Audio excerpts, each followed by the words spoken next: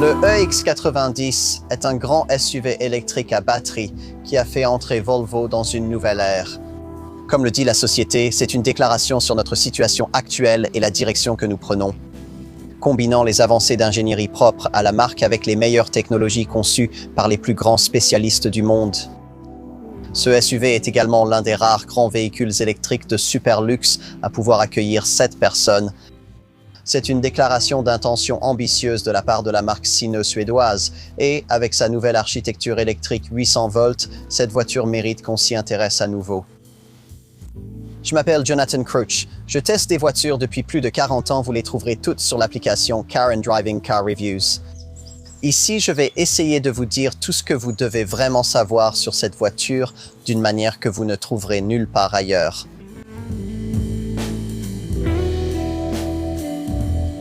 La Volvo EX90 est un grand crossover électrique de luxe à 7 places qui redéfinit l'avenir de la marque. Ici, nous jetons un coup d'œil à la version améliorée arrivée en 2025. À quoi ressemble vraiment l'avenir des grandes voitures de luxe? Différentes marques nous l'ont dit, mais aucune n'aborde cet avenir tout à fait comme Volvo, l'entreprise qui se présente fièrement comme un pionnier dans la protection des personnes et de la planète. Cette affirmation est incarnée de façon la plus évidente par ce qui fut le premier véhicule électrique de la marque à reposer sur une plateforme dédiée, ce EX90. À l'origine, le plan était que ce modèle remplace la gamme de SUV XC90 à moteur thermique qui a sauvé Volvo au tournant du siècle. Cependant, le rythme lent de la révolution des véhicules électriques prolonge la durée de ce modèle à carburant fossile pour plusieurs années encore. L'avenir des modèles phares de Volvo réside cependant dans les véhicules électriques produits sur l'architecture avancée SPA2 du groupe Geely, la maison mère, une plateforme déjà utilisée par le proche cousin de l'EX90, la Polestar 3, ainsi que par la berline ES90 de Volvo de taille similaire. Les deux voitures partagent le même système de propulsion et bien d'autres éléments avec cette EX90, mais ce grand SUV Volvo se distingue de ces deux autres modèles par la présence de 3 rangées de sièges. Le X90 a été annoncé pour la première fois en 2022, mais à cause de reports successifs, il n'a commencé à arriver dans les concessions britanniques qu'au début de 2025. Dans une version dotée d'une ancienne architecture électrique de 400 volts et d'une puce NVIDIA Xavier plus ancienne. Nous avons conseillé aux clients potentiels d'attendre la version réellement améliorée de le millésime 2026, celle que nous essayons ici qui bénéficie d'une recharge beaucoup plus rapide, un système électrique de 800 volts et un processeur NVIDIA Drive AGX Orin considérablement plus rapide. La voiture pour le Royaume-Uni est toujours fabriquée à Charleston, aux États-Unis, et à Chengdu, en Chine, 2 usines certifiées neutres en carbone. Vous pouvez en savoir plus sur ce type de grand SUV électrique premium 7 places en téléchargeant l'application Car and Driving Car Reviews. Et si vous vous intéressez spécifiquement à ce EX90, vous devrez rester avec nous pour le test le plus complet de l'industrie, l'essai routier Car and Driving. 3 motorisations sont proposées ici. On commence avec un modèle à propulsion arrière doté d'un seul moteur développant 333 chevaux et 480 Nm de couple. Alimenté par une batterie d'une capacité de 92 kWh, dont 88 kWh utilisables, offrant jusqu'à 559 km d'autonomie. Sinon, votre EX90 sera du type à 2 moteurs et à transmission intégrale, comme celui que nous essayons ici, avec un choix entre 2 niveaux de puissance qui sont nettement supérieurs à ceux proposés lors du lancement de ce modèle en 2021. Les modèles à 2 moteurs de série offrent 456 chevaux, tandis que les versions performance, comme celle que nous avons ici, portent cette puissance à 680 chevaux. Soit, au passage, 170 chevaux de plus que la version d'origine. La batterie de ce modèle mise à jour après 2025 est également légèrement différente, en fait un peu plus petite, mais elle offre une autonomie légèrement supérieure. Pour les 2 variantes à double moteur, cette batterie fait désormais 106 kWh avec une capacité utile de 102 kWh. Un pack qui offre une autonomie allant jusqu'à 612 km dans le modèle de base et jusqu'à 597 km dans la version performance. Comme pour toutes les Volvo, la vitesse maximale est limitée à 180 km/h. Le passage de 0 à 100 km/h s'effectue en 6,8 secondes dans la version à un seul moteur et en 5,5 secondes dans le modèle à deux moteurs, amélioré à 4,2 secondes par cette version performance. Étant donné le poids à vide de près de 2,7 tonnes d'une EX90 à deux moteurs, soit près de 400 kg de plus qu'une XC90 hybride rechargeable, on pourrait s'attendre à un comportement un peu lourd.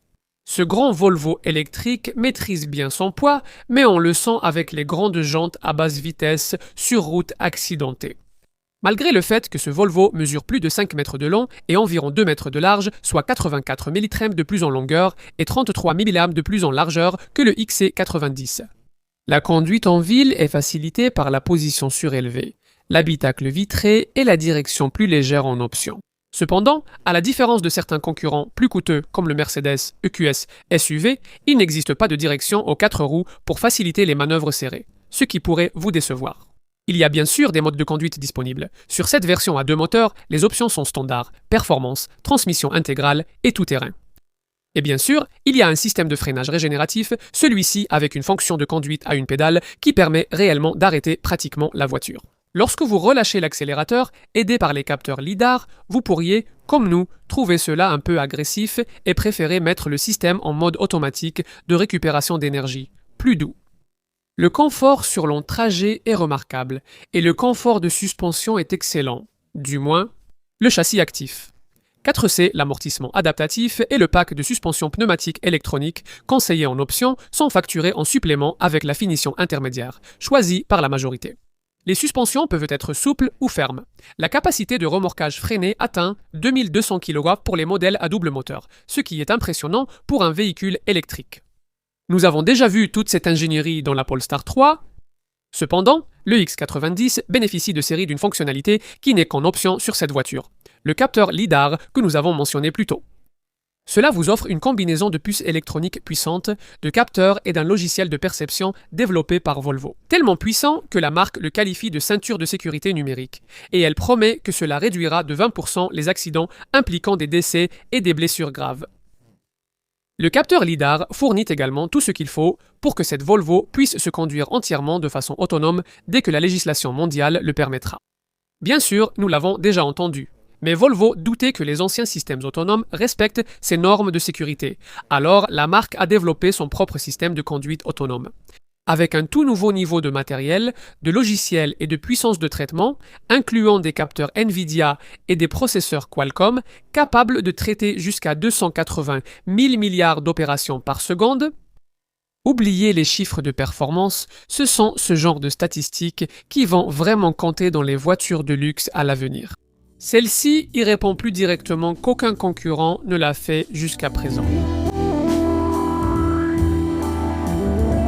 Comme vous pouvez vous y attendre, l'X90 reprend les codes stylistiques établis des véhicules électriques Volvo et les applique à une voiture nettement plus grande et plus sophistiquée.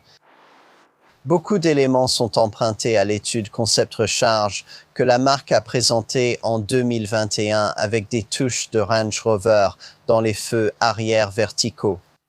Avec ses 5037 mm de long, le X90 n'est pas loin de la taille de l'un de ses modèles, étant légèrement plus long, plus large et plus bas que l'actuel XC90.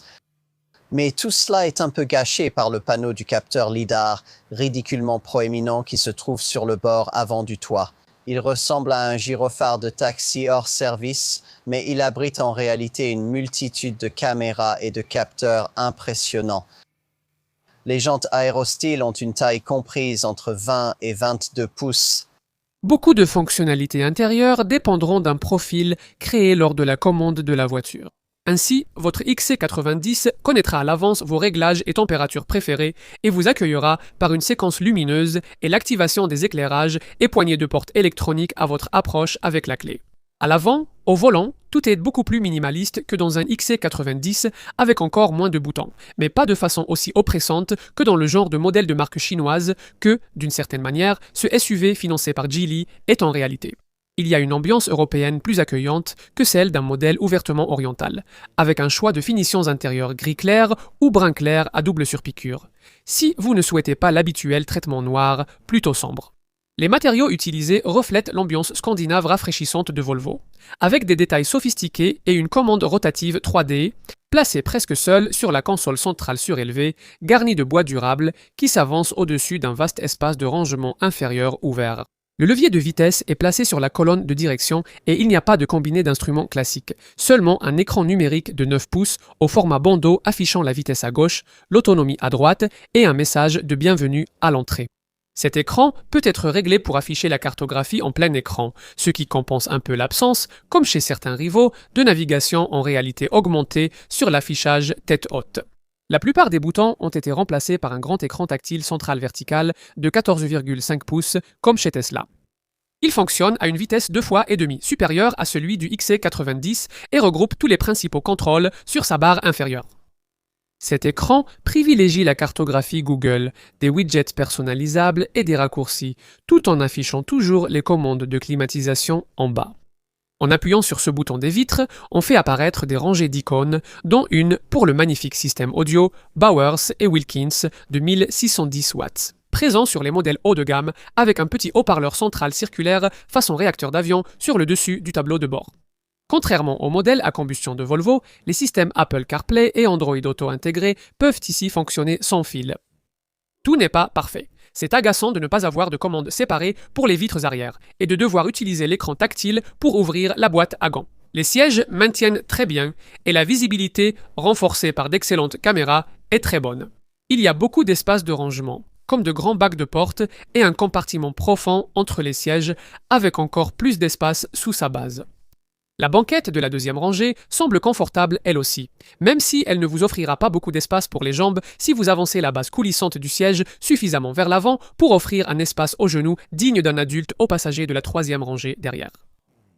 Contrairement au XC90, le plancher plat typique des véhicules électriques accentue l'espace, renforcé par le grand toit panoramique en verre de série.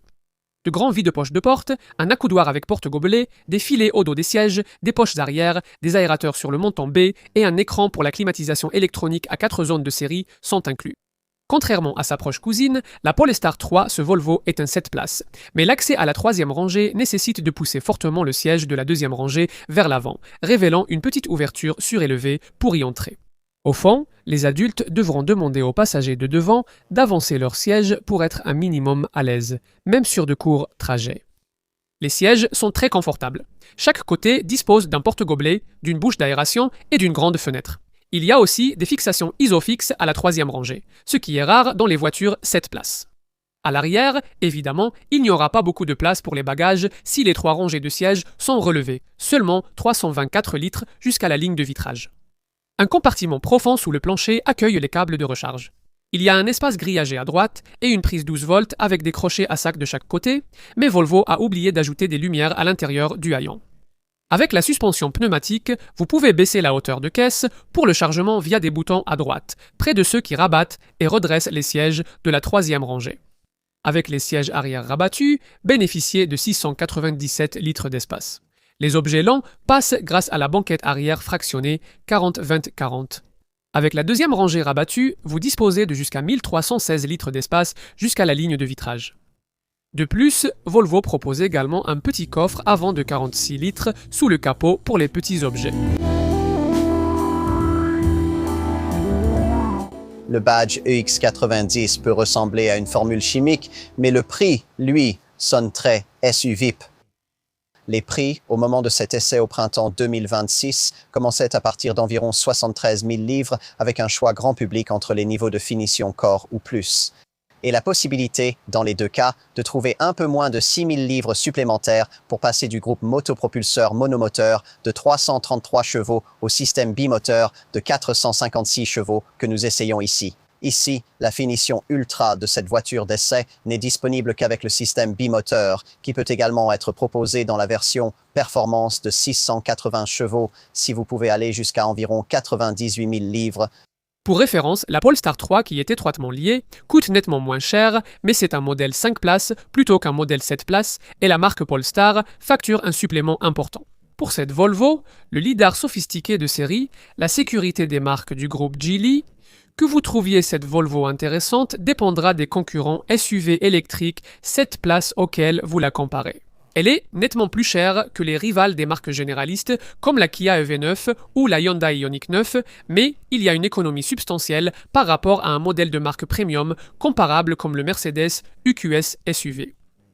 Bien sûr, il y a beaucoup d'autres équipements que la technologie LiDAR dans toute la gamme EX90 comme il se doit. Pour ces prix-là, vous bénéficiez d'un immense toit panoramique en verre, de grandes jantes d'au moins 20 pouces d'un haillon électrique, de capteurs de stationnement tout autour, d'une pompe à chaleur et du régulateur de vitesse adaptatif qui fait partie du système de conduite semi-autonome Pilot Assist de Volvo. À l'intérieur, on trouve la climatisation électronique à 4 zones, un écran conducteur de 9 pouces, des sièges avant électriques et chauffants, des sièges chauffants à la deuxième rangée, une caméra de recul, un volant chauffant et des sièges de troisième rangée rabattables électriquement. Les fonctionnalités multimédia sont aussi présentes. Il y a un écran central de 14,5 pouces avec Google Automotive Services, la navigation, le contrôle vocal, Apple CarPlay et Android Auto sans fil, ainsi qu'un système audio de 325 watts avec 10 haut-parleurs. Les clients pourront ouvrir leur EX90 depuis leur smartphone grâce à une clé numérique. Pour une voiture de ce prix, on attendrait un revêtement cuir, mais pour l'écologie, les sièges sont en tissu recyclé. Finition intermédiaire plus. Système Bose préinstallé avec 14 haut-parleurs et 940 watts. Installation audio, caméra panoramique 360 degrés. Affichage tête haute, système, pilote assist, colonne de direction à réglage électrique et jantes de 21 pouces. La seule fonctionnalité clé qui manque encore sur un EX90 au niveau plus est le châssis Active 4C de la marque, qui intègre un amortissement adaptatif aux 4 coins et une suspension pneumatique électronique. Prévoyez un budget d'environ 2000 livres sterling de plus pour cela. Cela vaut le surcoût. Ou bien, il est livré de série avec cette finition ultra haut de gamme. Il bénéficie également de jantes de 22 pouces de phare, haute définition mégapixels, de vitres arrière surteintées, de sièges avant massants, de portes à fermeture assistée, d'un toit vitré à fonction électrochrome et probablement de notre fonctionnalité préférée disponible sur cette Volvo, le système audio haute fidélité Bowers & Wilkins 3D de 1610 watts et 25 haut-parleurs. Probablement le meilleur système audio embarqué que nous ayons jamais entendu. Avec ce modèle amélioré, année 2026, l'installation d'un système NVIDIA nettement plus rapide. Le processeur AGX Orin, qui fonctionne jusqu'à 500 000 milliards d'opérations par seconde, a permis d'activer des fonctionnalités de sécurité supplémentaires, notamment la capacité de dévier automatiquement pour éviter les cyclistes et les piétons dans l'obscurité et d'arrêter la voiture de manière contrôlée si le conducteur tombe malade au volant. La voiture dispose aussi d'une fonction de stationnement automatique améliorée. La sécurité était bien sûr un point fort, même si l'Euro NCAP a critiqué l'UX90 pour sa faible protection en cas d'impact avec des piétons et des cyclistes.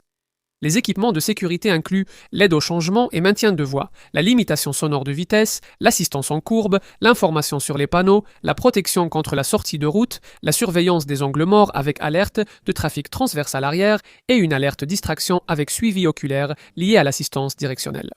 Il y a aussi l'assistance d'évitement par la direction pour les piétons et les cyclistes, ainsi que tous les systèmes de freinage, autonomes ou non. En plus, il y a le contrôle de descente avec l'aide au démarrage en côte et la pléthore habituelle d'airbags, tous reliés à un système e-call. Les chiffres d'autonomie électrique sont donnés dans notre section conduite. 347 miles pour la version à un moteur, 380 miles pour la version standard à 2 moteurs et 371 miles pour cette version haute performance. Pour atteindre ces chiffres, vous devrez utiliser les écrans centraux et l'écran d'assistant d'autonomie, reliés à un affichage graphique détaillé de la consommation d'énergie. Les 3 variantes de l'X90 bénéficient d'une forme relativement aérodynamique pour un SUV aussi carré, avec un coefficient de traînée de 0,29. Cependant, cela ne suffit pas à compenser le fait que les mêmes éléments mécaniques dans la cousine de cette voiture, la Polestar 3, vous permettent de parcourir environ 16 km de plus à chaque recharge.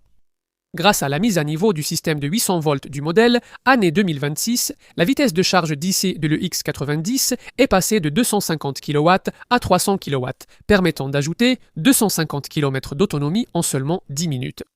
Une recharge DC de 10 à 80% prend 22 minutes, mais vous utiliserez probablement différents types de bornes publiques. Donc, la marque a développé un système de recharge rapide multitension qui permet de passer de 800 volts à 400 volts.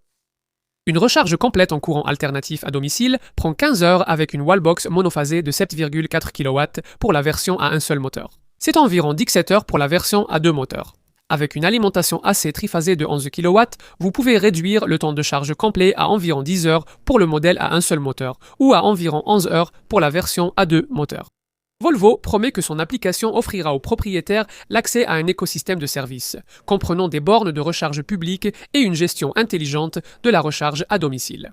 Ce dernier aidera les propriétaires grâce à une borne de recharge domestique reliée à la fois à la voiture et aux panneaux solaires installés sur le toit de la maison.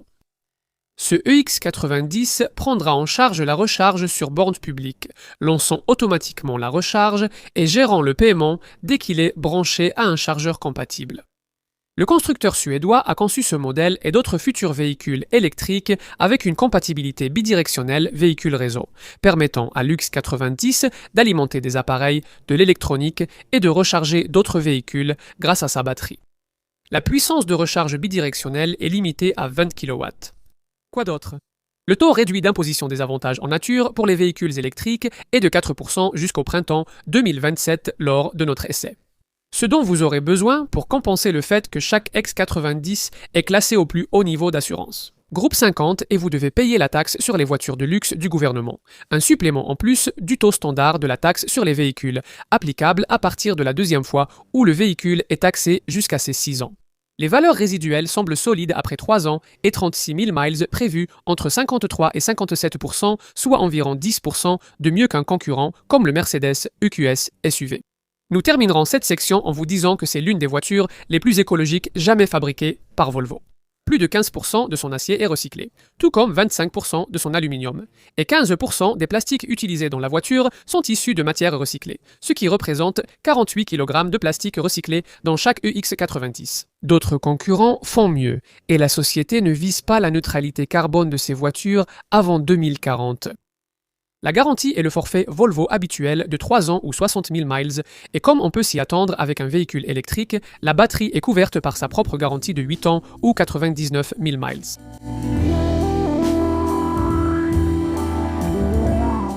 Pour Volvo, cette X90 n'est pas seulement un modèle d'une nouvelle ère, il représente le début d'une nouvelle ère selon la marque, un moment décisif dans notre histoire. En apparence, cette marque suédoise ne fait que suivre le reste de l'industrie dans sa transition vers les véhicules électriques et son passage à la conduite entièrement autonome. Cependant, la transition ici semble un peu différente. Volvo ne se contente pas d'ajouter des batteries et des technologies de caméra à ses modèles existants, elle réinvente toute son approche du développement produit autour de ces nouvelles technologies. C'est quelque chose de très évident dans ce modèle EX90.